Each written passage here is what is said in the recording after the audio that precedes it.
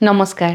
সৰু সৰু কিন্তু ভয় লগা কিছু ভৌতিক ঘটনালৈ প্ৰত্যেক দিনাখনৰ দৰে মই ঝৰ্ণা আহিছোঁ আপোনালোকৰ কাষলৈ আৰু আজি লৈ আহিছোঁ যোৰহাটৰ পৰা দ্ৰিজা চেতিয়াই লিখি পঠিওৱা এক বৰ শিহৰণকাৰী অভিজ্ঞতা।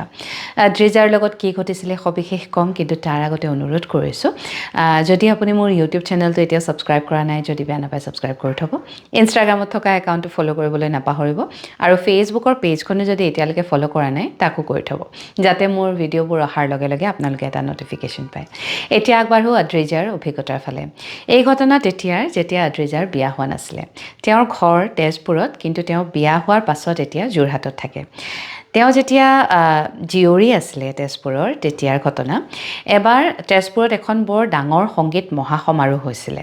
তাত বহুকেইজন প্ৰখ্যাত গায়ক আহিছিলে আৰু সেই সমাৰোহ চাবলৈ আদ্ৰিজাৰ এগৰাকী বিৰাট ভাল বন্ধু, সেই বান্ধৱীগৰাকীৰ এগৰাকী কাজিন আৰু দুজন ল'ৰা বন্ধু, তেওঁলোক 4-5জন টোটেল সেই প্ৰগ্ৰেমটো চাবলৈ গ'ল। আৰু সেই মানে সমাৰোহখন ভাঙোতে ৰাতি বহুতেই হৈছিলে, প্ৰায় 12:30-1মান বাজিছে। আৰু আদ্ৰিজাৰ ঘৰ সেই যিখন ফিল্ডত হৈছিলে প্ৰগ্ৰেমটো, তাৰ পৰা বহুত দূৰত। সেয়েহে আদ্ৰিজাই মাকহঁতক ফোন কৰি ক'লে যে আজিয়ে মই এই ঘৰতে থাকিম, মানে যাৰ লগত প্ৰগ্ৰেমটো চাবলৈ গৈছিলে তাইৰ ঘৰতেই থাকিম বুলি ক'লে। মাকহঁতেও হ'ব বুলি ক'লে, কাৰণ দুয়োজনে একদম নলে গলে লগা বান্ধৱী। গতিকে আদ্ৰিজা গ'ল নিজৰ বান্ধৱী এজনীৰ ঘৰত। বান্ধৱীজনীৰ মাক আৰু দেউতাক, লগতে তাইৰ বায়েক এগৰাকী আছে, ওচৰতে বিয়া হৈছে।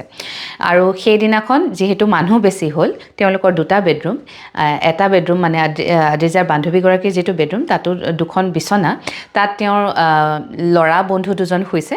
আৰু বান্ধৱীগৰাকীৰ মাক দেউতাকৰ যিটো বেডৰুম, তাত এখন ছিংগল বিচনা, সেইখনত মাক শুইছে।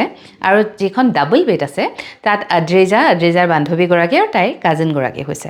আৰু বান্ধৱীগৰাকীৰ দেউতাক ড্ৰয়িং ৰুমত এখন ডিভান আছে, তাত শুইছে। আদ্ৰিজা আৰু আদ্ৰিজাৰ বান্ধৱীগৰাকী আৰু কাজিন একেলগে শুইছে আদ্ৰিজাৰ মাজত।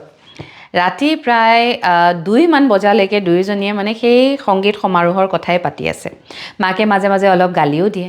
আৰু তাৰপিছত কি হৈছে, অলপ টোপনি ধৰিছে যদিও দুয়োজনে মোবাইল খুচৰি আছে। তেতিয়া বান্ধৱীগৰাকীৰ মাকে এবাৰ বৰ ডাঙৰকৈ ধমক দিলে যে তহঁতে কি কৰি আছ, এতিয়া শুই থাক, বহুত ৰাতি হ'ল, মোবাইল টিপি আছ।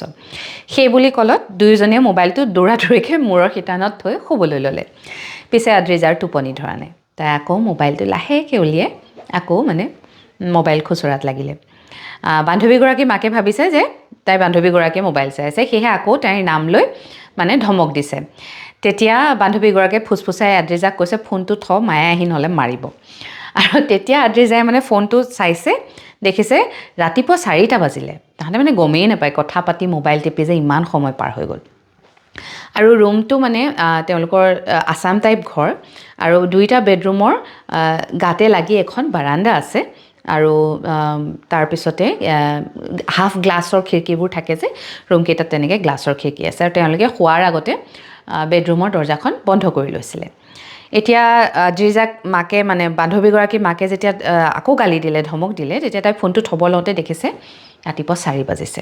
লগালগ তাই ফোনটো থৈ, ঠাণ্ডাৰ দিন আছিলে, কম্বলখন মূৰে গাৰে উৰি শুবলৈ চেষ্টা কৰিছে। তাইৰ টোপনি অহা নাই, আৰু কিয় তাই নাজানে, ঘপককৈ আকৌ মানে চকুহাল মেলি তাই চাবৰ মন গ'ল। চকুহাল মেলাৰ লগে লগে তাই দেখিছে, মানে যিহেতু খিৰিকীকেইখনত গ্লাছ আছিলে আধা আৰু বাহিৰত ইতিমধ্যে অলপ পোহৰ হৈছে, লগতে বাৰাণ্ডাৰ লাইটো জ্বলি আছিলে। গতিকে ৰুমত এটা ডিচেণ্ট পোহৰ আছে, মানে দেখা পায় কি ক'ত আছে।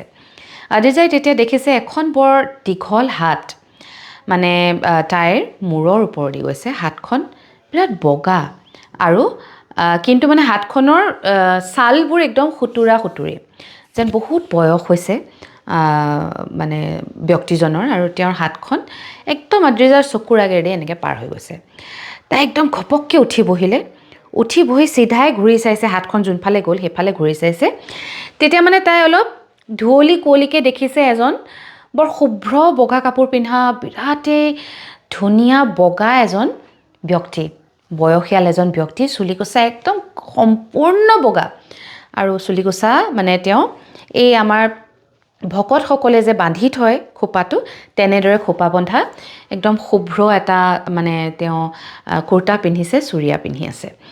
কিন্তু মানে তেওঁৰ চৌদিশে যেন ডাৱৰ ঘূৰি ফুৰিছে মানে ধুঁৱলি কুঁৱলী এটা আৰু তেওঁ অলপ মানে বতাহত উৰি যোৱা দি আদ্ৰিজাৰ চকুৰ আগেদি এনেকৈ পাৰ হৈ গৈ মূল দৰজাখন খুলি ওলাই গুচি গ'ল তাই মানে ইমান বেছি ভয় খালে মানুহজন ওলাই যোৱাৰ পিছতহে আচলতে তাই ভয়টো লাগিলে আৰু তেতিয়া মানে একদম চিঞৰ বাখৰ কৰিছে মৰিলোঁ কি দেখিলোঁকৈ চিঞৰিছে লগে লগে বান্ধৱীগৰাকী উঠিলে তাইৰ কাজিনগৰাকী উঠিলে মাকো উঠিলে তেতিয়া মানে প্ৰায় 4:15-20 হৈছে তেতিয়া বান্ধৱীগৰাকী মাকে ক'লে কিবা সপোন দেখিছিলি চাগে দেৰিলৈকে মোবাইল টিপি আছ শুই থাক সেই বুলি ক'লে তেতিয়া ভাবিলে এইটোতো সম্ভৱ হ'বই নোৱাৰে এইটো সপোনেই হ'ব লাগিব সেই বুলি তাই আকৌ শুই পৰিলে ৰাতিপুৱা ঠিক 8:30 বজাত তাই সাৰ পাইছে দেখিছে ৰুমত তেতিয়া বান্ধৱীৰ মাক কাজিনজনী আৰু তাইৰ বিয়া হোৱা বায়েক ওচৰতে যে বিয়া হৈছে বুলি কৈছিলোঁ তেওঁ আহি মানে আদ্ৰিজাৰ ফালে চাই পেলাই গোটেইকেইগৰাকী বহি আছে তাই থতমত খাই উঠি বহিলে কি হ'ল বুলি তেতিয়া বান্ধৱীৰ মাকে কৈছে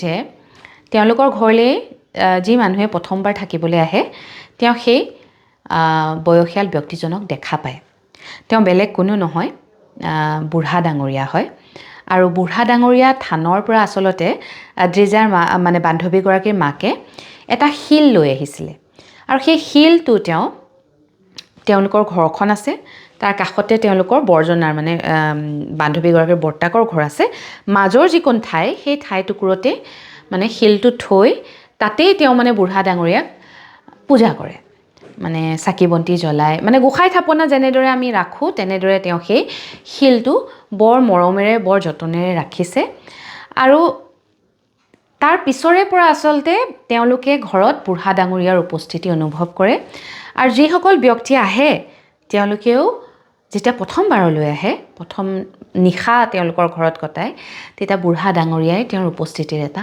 আভাস দিয়ে এই ঘটনাটো শুনাৰ পিছত আদ্ৰিজাই মানে বিশ্বাস কৰিব নকৰিব বিৰাট দুমোজাত থাকিলে তেতিয়াই তাই মাকে ফোন কৰিছে কথাখিনি কৈ থাকোঁতে তেতিয়া আদ্ৰিজাই ক'লে মাকক মা মোৰ লগত এনেকুৱা হ'ল তাৰ মাকে ক'লে যে তই সোনকালে ঘৰলৈ আহ জল্দি আহ তাৰপিছত তাইও মুখ হাত ধুই কিবা অকণমান খাই লগালগ মানে ঘৰলৈ গুচি গ'ল এই ঘটনাটো ঘটা কেইবছৰ হ'ল তেওঁ লিখা নাই কোন বছৰত ঘটিছিলে গতিকে মই ক'ব নোৱাৰিম তেতিয়া তেওঁ জীয়ৰী আছিলে এতিয়া পিছে বোৱাৰী হ'ল যোৰহাটত থাকে কিন্তু এতিয়াও তেওঁৰ মনত সেই নিশাটো একদম জল পটপট সেই শুভ্ৰ কাপোৰ পিন্ধা শুভ্ৰ বগা সুন্দৰ ব্যক্তিজনৰ অৱয়ৱটো তেওঁৰ এতিয়াও স্পষ্ট মনত আছে আপোনালোকেও বাৰু কেতিয়াবা এনেকুৱা অনুভৱ কৰিছে নেকি বুঢ়া ডাঙৰীয়াৰ উপস্থিতি বহুতে কোৱা শুনিছোঁ মোৰ পেজতো বহু এনেকুৱা ঘটনা মই শ্বেয়াৰ কৰিছোঁ ইতিমধ্যে য'ত বহুতে মানে ডাঠি কয় যে তেওঁলোকে বুঢ়া ডাঙৰীয়াক দেখিছে আৰু বুঢ়া ডাঙৰীয়া আছে এই পৃথিৱীত আপোনালোকে এই বিষয়ে কি কয় কি ভাবে জনাবৰ কাৰণে ভিডিঅ'টোৰ তলত কমেণ্ট কৰিবলৈ নাপাহৰিব আজিৰ এই অভিজ্ঞতা ইয়াতেই সামৰিছোঁ আৰু লগে লগে সপ্তাহটো ইয়াতেই সামৰিলোঁ অহা সপ্তাহত নতুন অভিজ্ঞতা লৈ আপোনাক আগ চাপিম এতিয়ালৈ আহিছোঁ শুভৰাত্ৰি